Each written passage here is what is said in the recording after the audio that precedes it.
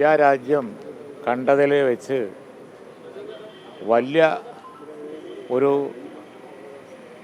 സംഭവവികാസമാണ് ഈ നാട്ടിലെ യുവാക്കളുടെ ഡൽഹിയിലെ പ്രതികരണം ഉണ്ടാക്കിയിരിക്കുന്നത്. ഈ അടുത്ത കാലത്ത് നമ്മൾ രാഷ്ട്രീയ രംഗത്ത് കണ്ട ഏറ്റവും പ്രസക്തിയേറിയ ഒരു പ്രതിഭാസം എന്ന് ഈ സമരത്തെക്കുറിച്ച് പറയേണ്ടി വരും. കാരണം BJP ഗവൺമെൻറ്, BJP പ്രസ്ഥാനം, സംഘപരിവാർ പൊതുവെ വിഭാഗീയതയും വർഗീയതയും ആയുധമാക്കിക്കൊണ്ട്, അതായത് കമ്മ്യൂണലി സെൻസിറ്റീവായിട്ടുള്ള വിഷയങ്ങൾക്ക് പ്രാധാന്യം കൊടുത്തുകൊണ്ട് ക്യാമ്പയിൻ ചെയ്താൽ ജനങ്ങളുടെ പ്രശ്നങ്ങൾ അപ്പടി മൂടി വെക്കാൻ കഴിയും എന്ന ആ ചിന്തക്കാണ് തിരിച്ചടി നേരിട്ടിരിക്കുന്നത്. അതൊന്നും സാധിക്കില്ല. ഈ നാട്ടിലെ യുവജനങ്ങൾ, പ്രത്യേകിച്ച് വിദ്യാർത്ഥികൾ, യുവജനങ്ങൾ ഒക്കെ, പുതിയ തലമുറ, വന്നുകൊണ്ടിരിക്കുന്ന തലമുറ ഇതിനെക്കുറിച്ചൊക്കെ ബോധവാന്മാരാണ് എന്ന് തെളിയിക്കുന്നതാണ് ഈ സംഭവവികാസം. ജാതിയും മതവും അതുപോലെ തന്നെ പ്രാദേശിക വികാരവും ഒന്നുമില്ലാതെ നാട്ടിലെ യുവാക്കൾ അതിശക്തിയായി പ്രതികരിക്കുകയും അതിൻ്റെ മുമ്പിൽ യുവാക്കൾ അതിശക്തമായി പ്രതികരിക്കുകയും അതിൻ്റെ മുമ്പിൽ ശക്തമായ കേന്ദ്ര ഗവൺമെൻറ് എന്ന് പറഞ്ഞ് അനങ്ങൂല എന്ന് പറഞ്ഞ BJP ഗവൺമെൻറ്റിന് മുട്ടുമടക്കേണ്ടി വന്നു എങ്കിൽ നിരവധിയാണ് ഈ നാട്ടിലെ പ്രശ്നങ്ങൾ. ഇനി കർഷകർക്ക് പ്രശ്നമുണ്ട്, തൊഴിലില്ലായ്മ രൂക്ഷമാണ്, സാമ്പത്തിക പ്രതിസന്ധി വളരെ വലുതാണ്, വിലക്കയറ്റം. മൻമോഹൻ സിംഗിൻ്റെ ഭരണത്തിന് ശേഷമുള്ള കാലഘട്ടം, പതിറ്റാണ്ടുകൾ നമ്മൾ എടുത്തു നോക്കുകയാണെന്നുണ്ടെങ്കിൽ ഏറ്റവും വലിയ വിലക്കയറ്റാണ്.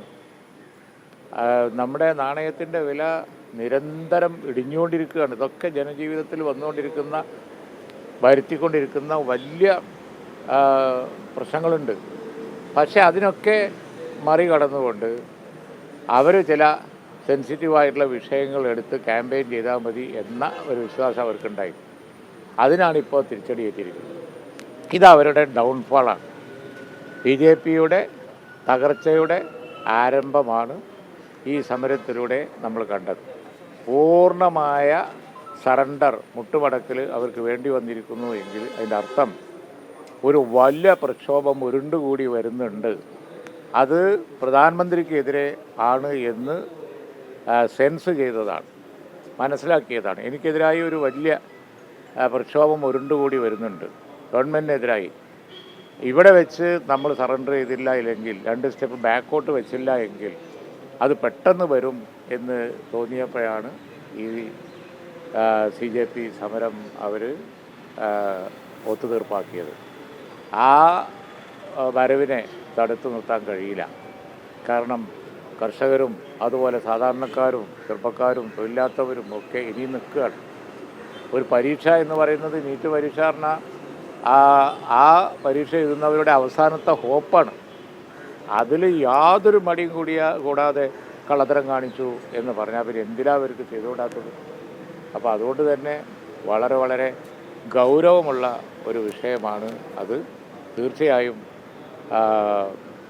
CJP ഉണ്ടാക്കിയ ഈ ചിന്താഗതിയിലെ മാറ്റം, ഇന്ത്യൻ രാഷ്ട്രീയ രംഗത്തുണ്ടാക്കിയ ഈ ചലനം, അത് അവരിൽ മാത്രം ഒതുങ്ങി നിൽക്കില്ല.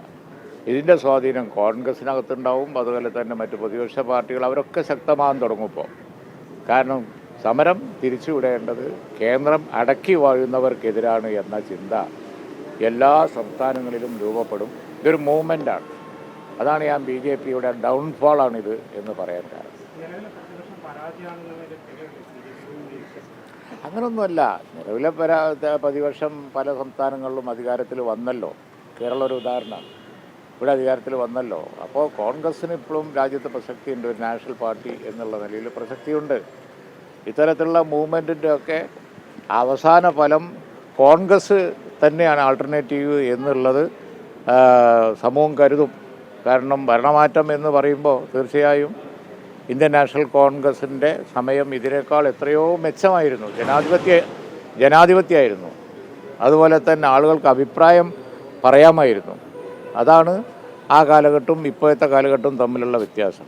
അതുപോലെ തന്നെ എല്ലാ വിഭാഗങ്ങളെയും ഒരുപോലെ കണ്ടിട്ടാണ് കോൺഗ്രസ് ഭരണകാലം, UPA ഭരണകാലം പോയിരുന്നത്. എല്ലാവർക്കും എല്ലാ മതവിഭാഗങ്ങളും ഒക്കെ ഇന്ത്യൻ പൗരന്മാരാണ് എന്നുള്ളവർക്ക് സ്വതന്ത്രമായി അവർക്ക് വർത്തമാനം പറയാനും ജീവിക്കാനും സ്വാതന്ത്ര്യം ഉണ്ടായിരുന്നു. നമ്മുടെ ഭരണഘടനയുടെ സ്പിരിറ്റിന് യോജിക്കാത്ത നിലപാടെടുത്തിട്ടാണ് പിന്നീടുള്ള ഈ കാലം BJP ഗവൺമെൻറ് പോയത്. അതാണ് ഭരണഘടന ഉയർത്തിപ്പിടിച്ച് CJP അവരെ സമരം നയിച്ചത്. അംബേദ്കറുടെ ഫോട്ടോ കാണിച്ച് പറയാനൊക്കെ കാരണം അതാണ്. കാരണം ഭരണഘടനാ വിരുദ്ധമായി രാജ്യത്തിൻ്റെ ഒരു നയത്തിനെതിരായിട്ടാണ് പോയിക്കൊണ്ടിരിക്കുന്നത്. കോൺഗ്രസ് ഒരിക്കലും അങ്ങനെ ചെയ്യില്ല. അതുകൊണ്ട് തന്നെ ശക്തമായ ദേശീയ പാർട്ടി എന്നുള്ള നിലക്ക് കോൺഗ്രസ് തന്നെയാണ് ആൾട്ടർനേറ്റീവ് എന്ന ചിന്താഗതിക്ക് കൂടുതൽ പ്രസക്തി ഉണ്ടാവുകയാണ് ചെയ്തത്.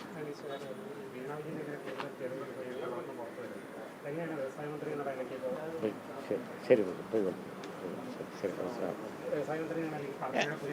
അല്ല, ഞാനിപ്പോൾ അതിനെക്കുറിച്ച് പ്രതികരിക്കുന്നു. അതൊക്കെ നോക്കി പറയേണ്ട കാര്യങ്ങളാണ്. ഇപ്പം ഞാൻ അതിനെക്കുറിച്ച് പ്രതികരിക്കുന്നില്ല.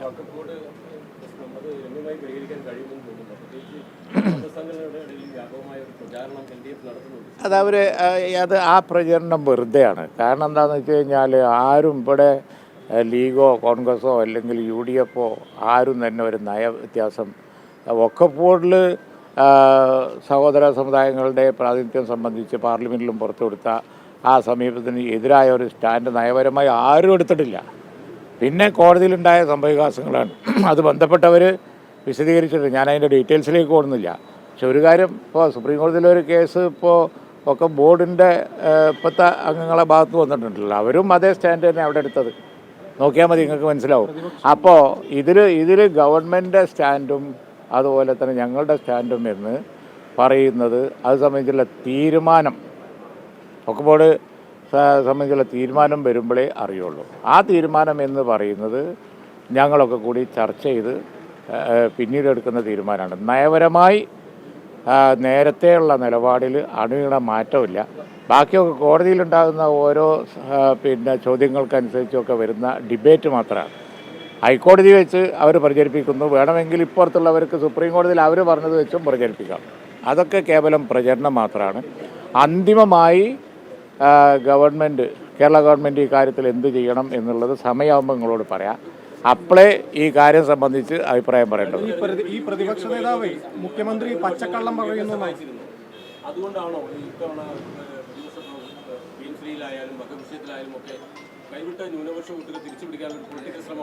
ഈ ഒരു ഗവൺമെൻറ്റിൻ്റെ പ്രാരംഭഘട്ടത്തിൽ ഒന്നും പറയാനില്ലാത്തത് കൊണ്ട് അവർ തന്നെ ചെയ്തു വെച്ച കാര്യങ്ങൾ ഞങ്ങളുടെ തലക്ക് വെക്കുന്നു എന്നേ ഉള്ളൂ.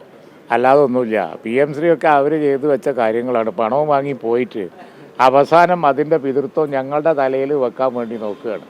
അതൊന്നും ഈ നാട്ടുകാർക്ക് അറിയാം നല്ലോണം. അതുപോലെ തന്നെ ഈ വഖഫ് ബോർഡ് വിഷയത്തിലും അങ്ങനെ തന്നെ. സുപ്രീം കോടതിയിൽ അവർ പോയി പറഞ്ഞ എന്താ നോക്കിയാൽ മതി. അപ്പോൾ ഇതൊക്കെ ഇവർക്ക് വേറെ ആയുധങ്ങളൊന്നും ഇല്ലാത്തതുകൊണ്ട് എടുത്ത് പ്രയോഗിക്കുകയാണ്. ഇതൊക്കെ അവർ ചെയ്തു വെച്ചതാണ്. ഈ വിന മുഴുവൻ അവരുണ്ടാക്കിയതാണ്. എന്നിട്ട് അതിൻ്റെ മുഴുവൻ പാപഭാരം UDF ഗവൺമെൻറ്റിൻ്റെ തലയിൽ കെട്ടിവെക്കുകയാണ്.